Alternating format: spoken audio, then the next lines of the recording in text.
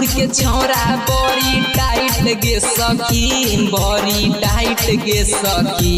हे गे हाजीपुर के छौरा बड़ी टाइट गे सखी, बड़ी टाइट गे सखी। सब्जी कर चुम्हबो न करू है हाइट उहो बारो है रे जरा लाइट गे सखी। सब्जी कर चुम्हबो न करू है हाइट उहो बारो है रे जरा लाइट गे सखी।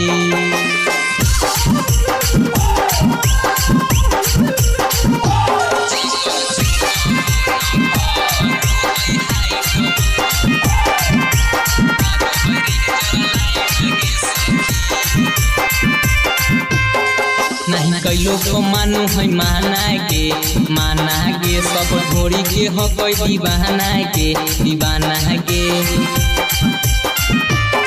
नहीं कैलो को मानू है माना गे सब ढोरी के हो कोई दीवाना गे। देखी के जो बनमा दोनों टाइट गे सखी, हे गे टाइट गे सखी। हे गे देखी के जो बनमा दोनों टाइट गे सखी, हे गे टाइट गे सखी। सब्जी कर चुम्हबो न करू है हाइट उहो बारो है रे जरा लाइट गे सखी। सब्जी कर चुम्हबो न करू है हाइट उहो बारो है रे जरा लाइट गे सखी।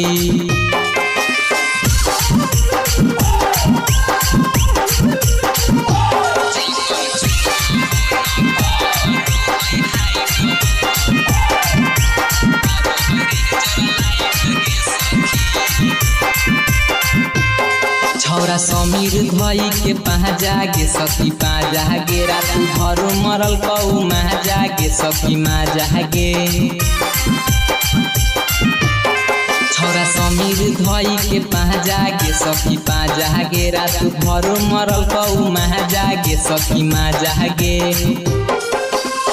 राइटर कृष्ण करे राइट गे सखी, हे गे राइट गे सखी।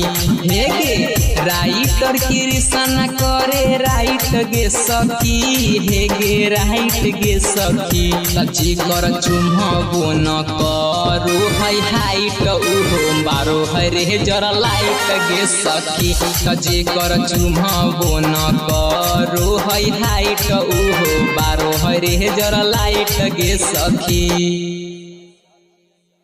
सोनपुर के छौरा बड़ी टाइट गे सखी, बड़ी टाइट गे सखी। हे गे हाजीपुर के छौरा बड़ी टाइट गे सखी, बड़ी टाइट गे सखी। सब्जी कर चुम्हबो न करू है हाइट उहो बारो है रे जरा लाइट गे सखी। सब्जी कर चुम्हबो न करू है हाइट उहो बारो है रे जरा लाइट गे सखी।